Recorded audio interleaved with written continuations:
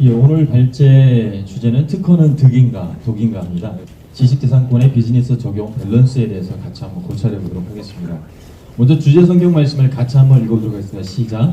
한 사람이면 패하게 권위와 두 사람이면 능히 강하나니 삼겹줄은 끊어지지 아니하느니라. 전도서 4장 12절 말씀입니다. 한 사람과 두 사람과 그리고 끊어지지 않는 삼겹줄에 대해서 이야기하고 있습니다. 제가 이 발제를 준비한 이유는 특허는 비즈니스 성장을 촉진하기 위해서 또는 유지하기 위해서 고려되는 전략적인 요소입니다. 그런데 그 특허를 획득하고 유지하기 위한 자원이 들어갑니다. 그 자원에는 비용과 노력과 시간이 들어가죠. 특허에 투입되는 자원이 비즈니스 성장에 득이 되는 사례와 독이 되는 사례를 살펴보고 득이 되게 하기 위한 방안과 의사결정을 고찰하고 더 나아가서는 성경적 경영 원리를 적용할 필요가 있어서 이 발표를 준비했습니다. 먼저 특허가 비즈니스에 득이 되는 사례입니다.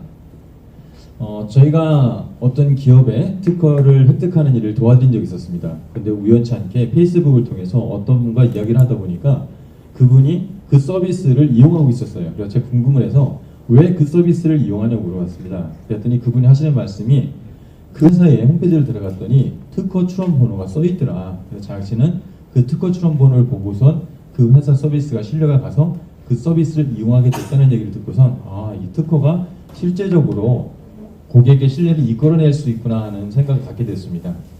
어떤 기업이 있었는데 제가 볼 때는 상당히 자그마한 부분이었는데 자꾸 특허 출원을 하셨어요. 상당히 궁금했습니다. 나중에 알고 보니까 그 회사 같은 경우는 우리나라 쇼핑몰에서 많은 제품을 팔고 있었어요. 그런데 특허를 내다 보니까 그 쇼핑몰에서 독점적으로 뭔가 판권을 가지고 판매하고 있었고 다른 사람이 자기 제품을 뭔가 카피하려고 그러면은 자기가 획득한 특허를 가지고 이제 만들지 마라. 그런 식으로 또 얘기를 해서 경쟁업체를 견제하는 걸 봤습니다. 그 기업은 이 국내에서뿐만 아니라 이제 해외까지 특허를 출원을 하고 있고 많은 특허를 등록받고 있습니다. 또 제 돈을 봤냐면은 그분도 특허를 출원하셨어요. 특허 출원하셨는데 나중에 한번 뒷얘기를 들어보니까 그분은 특허를 출원하기만 하고 아직 등록은 못 받았습니다. 그런데 그 특허 출원했다는 그 자체만 가지고 자기 친구분들하고 자기 지인들에게 사업 자금을 유치하는 걸 봤어요. 또 어떤 분 같은 경우에는 조달청에 이 특허를 가지고 납품업체로 선정이 된 겁니다. 보통 조달청에 납품업체로 선정되기 위해서는 특허가 필요한데 그 특허증을 가지고 있으면 그 업체만 독점적으로 그 조달청에 제품을 납품할 수가 있습니다. 그래서 그 기업 같은 경우는 특허를 통해서 안정적으로 판로를 개척한 사례가 있었습니다. 최근에 제가 들었던 어떤 사례는 용기, 우리가 물건을 담는 용기에 대한 특허를 가진 업체였어요. 스타트업이었는데 이 스타트업에서는 제품을 아직 만들지도 않았어요. 그런데 아이디어 상태에서 국내 특허 출원해서 등록을 받았습니다. 그런데 그게 어떤 투자자들의 눈에 잘 끌었어요. 잘 띄어가지고 이거 국내뿐만 아니라 해외에서도 통하겠구나. 그래서 거기서 자금을 들여서 해외 출원까지 진행을 하고 실제적으로 제품이 나오고 기업 가치가 엄청나게 성장한 사례를 일단 들었습니다. 그리고 기술층의 상장을 준비하는 기업이 있어요. 근데 이 기업의 기업 상장을 위해서 거래소에 어떤 주관사가 있는데 그 주관사 담당자가 하는 말이 내가 당신의 회사 이렇게 많이 검토를 해가지고 기술이 있는 것도 안다. 그리고 매출이 3년 동안 어느 정도 성장한 것도 안다. 그렇지만은 특허증이 없다. 반드시 특허증이 몇 개가 필요하다고 말씀을 하셔가지고 지금 그 특허를 등록받기 위해서 열심히 노력하고 있고 최근에 한 건을 등록받았습니다. 그래서 최소한 3건 내지 4건 정도를 반드시 준비하라고 하는 주관사에도 말이 있었습니다. 그래서 이런 식으로 특허를 우리 비즈니스에 득이 되도록 사용할 수가 있습니다. 자, 그렇다면은 특허가 과연 우리가 알고 있듯이 특허가 득만 되느냐, 독이 되는 어떤 예도 있었습니다. 자기가 그 전에 출원했던 특허가 등록이 된 겁니다. 그래서 이 사람은 그 아이템을 가지고 뭔가 제품을 만들어 보기로 했습니다. 근데 결국은 어떻게 됐을까요? 제품을 처음에 이제 목값을 만들었는데 돈이 들어가지 않습니까? 근데 알고 보니까 그걸로 끝나는 게 아니고 계속적으로 돈이 들어가는 거예요. 그래서 할 수 없이 접었다는 그런 사례가 있었습니다. 지금 말씀드린 사례는 제 사례입니다. 또 이제 한 분 같은 경우는 이렇게 팽이처럼 그런 게 있었는데 너무 좋은 아이디어. 그러니까 전통놀이 그런 팽이가 있어가지고 그거를 진짜 특허를 출원해서 등록받았습니다. 그래서 그걸 실제 만들었어요. 그랬더니 처음에 5천만 원이 들어간 겁니다. 그래서 쭉 만들다가 보니까 좀 개선할 점이 필요하잖아요. 이 사람이 하다 보니까 돈이 계속 들어가는 거예요. 그래서 결국 이분도 사업을 진행하다 그걸 접었습니다.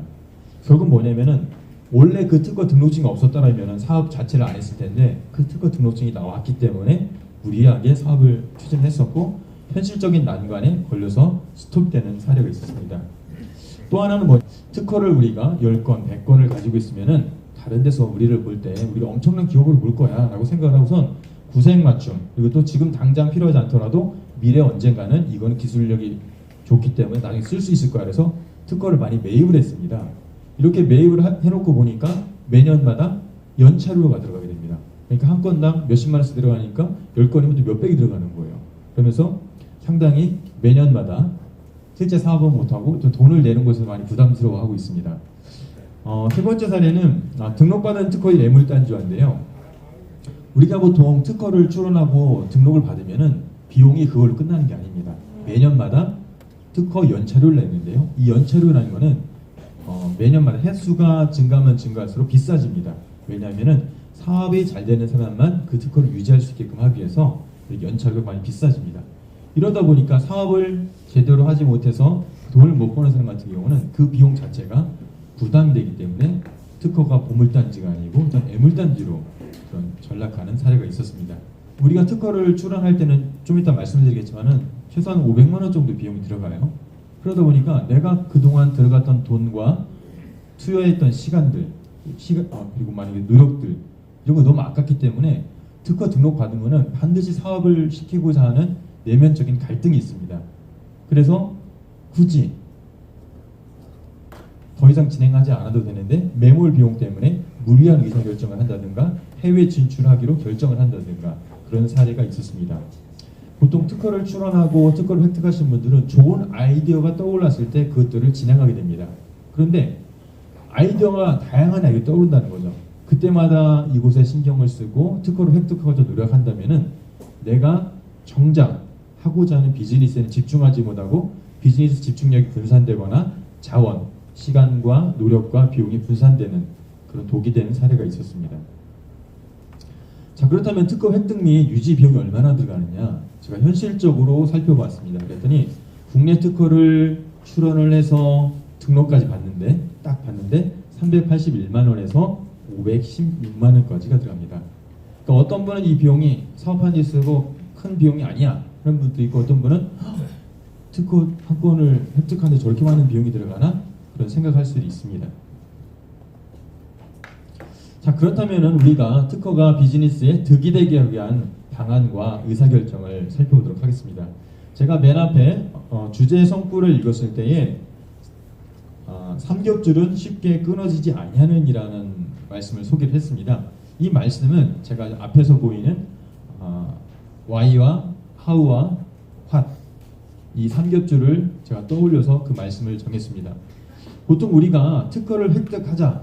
왜 획득하냐면은 비즈니스의 경쟁력을 가지기 위해서 획득을 하게 됩니다. 처음에 이렇게 시작을 하게 되는데 이렇게 일을 시작하지만은 우리가 왜 특허를 획득하고자 했는지 그 이유를 잃어버릴 때가 있습니다. 중요한 건 뭐냐면은 우리가 특허를 획득하고 특허를 유지하는 것은 우리 비즈니스에 도움이 되기 위해서입니다. 그런데 우리가 일을 진행하다 보면은 그 Y라는 목적을 잃어버리고 반드시 특허를 획득받아야 돼. 내가 시작을 했으니까, 내가 결정을 했으니까 반드시 끝을 봐야 돼. 이런 생각에 의해서 What에만 신경 쓰다 보니까 Y를 잃어버린 경우가 있습니다. 또는 우리가 특허를 획득할 때도 비즈니스를 진행을 할 때도 획득하는 과정에서 어떻게 그것을 진행할 것인가도 상당히 중요합니다. 예를 들어서 우리가 좋은 기술이 있기 때문에 이거 특허 만들어주세요 라고 해서 특허 사무소에서 단순히 위탁만 하고 난 신경을 쓰지 않는다. 그런 방법이 있겠고, 하나는 뭐냐면은 특허를 만들기 위해서 좀 더 좋은 발명을 고도화시키고 노력을 하고 사람들한테 물어보고 특허 사무소와 연계해서 자문을 얻고 피드백을 하고 이런 과정을 통해서 특허를 획득할 수가 있습니다. 결국 how인데요. 이 특허를 획득하는 과정을 통해서 기업의 내실을 다질 수 있는 기회로 삼을 수 있습니다. 그래서 어떤 사람 같은 경우는 왓도 없습니다. 그냥 Y만 있는 거예요. 내 특허가 필요하니까 특허를 받아야 돼. 여기만 신경 쓰는 사람이 있을 테고, 이거 전혀 신경 쓰지 않고 특허에 대해서만 왓에 대해만 신경 쓸 수가 있습니다. Y든 How든 What이든 어느 하나만 아니면 두 개만 신경 쓸 경우에는 너무 약합니다. Y와 How와 What을 한꺼번에 신경 쓸 때에 정말 끊어지지 않는 비즈니스의 영역을 고려될 수 있고, 그것이 바로 우리 비즈니스를 성장시킬 수 있는 수단이 될 수가 있습니다. 자, 특허가 기업 성장의 수단이 되어야 되거든요. 그런데 우리가 진행을 하다 보면 그것이 목적 자체가 될 수 있습니다. 목적 자체가 되다 보니까 특허를 받지 않아도 되는 기술에 대해서 특허를 획득하려고 노력하고 있고, 특허에 대해서 비용을 굳이 되지 않아도 되는데 필요 이상의 돈을 쓰는 경우도 있습니다. 그래서 항상 중요한 건 뭐냐면은 특허는 우리 기업 성장의 수단일 뿐이다. 그래서 수단은 우리가 필요한 대로 선택을 해야 된다는 거죠. 그리고 각자의 기업마다 사명이 있습니다. 하나님 우리에게 주신 사명이 있고, 그것을 성취하가는 비전이 있고, 어느 때까지 내가 무엇을 하겠다는 목표 설정이 있습니다. 그리고 목표 관리가 있습니다. 결국 우리 기업의 사명과 비전과 목표 설정과 목표 관리의 연장선상에서 특허를 생각하고 특허에 대한 의사결정을 할 필요가 있습니다. 그리고 가장 중요한 것은 특허의 비즈니스 적용 밸런스가 중요합니다. 자, 특허의 비즈니스 적용 밸런스를 살펴보면은 특허는 기본적으로 미래적 가치를 포함하고 있습니다. 그래서 특허를 등록하는 일은 상당히 수고스러운 일이고 돈이 들어가고 여러 가지 노력이 필요합니다. 그렇다고 해서 비즈니스가 딱히 보장되는 것은 아닙니다. 그래서 미래적 가치의 활용 전략이 필요합니다. 미래적 가치를 이 현재와 동떨어지지 않고 현재의 동력을 제공해야 됩니다. 그러려면 어떻게 되냐면은 우리 내부적으로는 우리가 지금 이 특허를 준비하는 과정에서 우리 비즈니스와 우리 기술을 점검하는 기회로 삼자. 우리는 이러한 기술을 획득했으니까 앞으로 상당히 가치 있는 기업이 될 거고 우리는 성장 가능성이 있어. 이렇게 하면서 현재 우리 팀원들을 이렇게 북돋을 수 있어야 됩니다. 그래서 그 팀원들이 우리 회사는 발전 가능성이 있기 때문에 내가 이곳에서 노력을 하고 붙어 있어도 내가 성장할 수 있겠구나. 그러한 기대감을 현실적으로 받아들일 수 있고요. 또 하나는 뭐냐면은 우리가 특허를 출원하거나 획득을 하면은 그걸 가지고 현재 상태에서 자본으로서 바꿀 수 있는, 예를 들어서 투자를 이끈다든가 어떤 IP 금융 담보를 받는다든가, 그래서 현재 사용할 수 있는 자본을 끌어들이고 투자자들한테는 이걸 통해서 신뢰를 줘가지고 현재 쪽으로 자꾸 이끌어올 수 있는 노력들이 필요합니다. 결국 기업의 내실화와 또한 우리 회사의 브랜드 또한 가치를 높이는 이쪽으로 써야 될 것 같습니다. 자, 그렇다면 우리 핵심 질문입니다. 첫 번째는 특허가 우리 비즈니스에 득이 되었다고 생각한다면 어떠한 근거로 그렇게 생각하시는지 우리 각자의 경험담과 생각을 나누겠습니다. 또한 득이 아니라 독이 됐다고 생각한다면 어떠한 근거로 난 그렇게 생각하는지 서로 테이블로 나눠주시고요. 두 번째는 특허가 우리 비즈니스에 득이 되도록 내가 지금 당장 실행 가능한, 그리고 내가 실행해야 할 방안과 의사결정이 있다면 어떤 것이 있는지 살펴보도록 하겠습니다. 예를 들어서 나는 특허에 대해서 이렇게 신경을 썼는데 더 이상 특허에 신경을 쓰는 것을 반으로 줄이겠습니다. 아니면은 나는 지금까지 특허에 신경을 쓰지 않았는데 우리 특허를 쓸 수 있는 시간들을 어느 정도 내겠습니다. 아니면 나는 특허에 돈을 안 썼는데 100만 원 정도를 쓰겠습니다. 이런 식으로 구체적으로 나눠주시면 되겠습니다. 한 분이 그런 말씀하셨어요. 오늘 특허는 득이냐 독이냐 이렇게 말했더니 사람들이 독을 생각 못했기 때문에 독이 각인됐다. 그렇지만은 특허는 기업하는데 반드시 필요한 것이다. 이렇게 당부 말씀을 해달라는 말씀을 해주셨고요. 우리가 성경적 경영 원리를 우리 적용했을 때 앞에 나왔듯이 창조의 원리 중에 목적 지향성을 우리가 적용을 했었습니다. 그래서 같이 한번 읽어보겠습니다. 시작. 창조의 원리를 구성하는 핵심 구성 요소는 목적 지향, 주인의식, 혁신성이며 그 결과로 지속 발전이 실현된다. 네, 우리가 지속 발전이라는 기업의 어떤 이런 키워드가 있고, 그다음에 같이 한번 읽어보겠습니다. 시작. 목적 지향은 기업의 사명, 비전과 목표 설정과 목표 관리를 통해 실천되며 지식과 경험, 통찰력, 분별력을 필요한다. 네, 그다음에 이제 기업은 시작. 기업은 명확한 비전과 목표를 설정하고 고객과 사회에 제공할 가치를 정의하고 공유하며 비전에 맞게 추구해야 할 핵심 가치를 지키면서 목적에 맞게 기업을 경영해야 한다. 오늘 우리가 특허라는 주제를 나눴지만은 그 특허도 역시 창조의 원리 중에 목적 지향성에 한 목적적으로 우리가 진행할 때에 우리 비즈니스에 정말 득이 되게 할 수 있을 거라 생각합니다. 오늘 짧은 주제였지만은 좋은 토론이 됐을 거라고 생각합니다. 이상 마치도록 하겠습니다.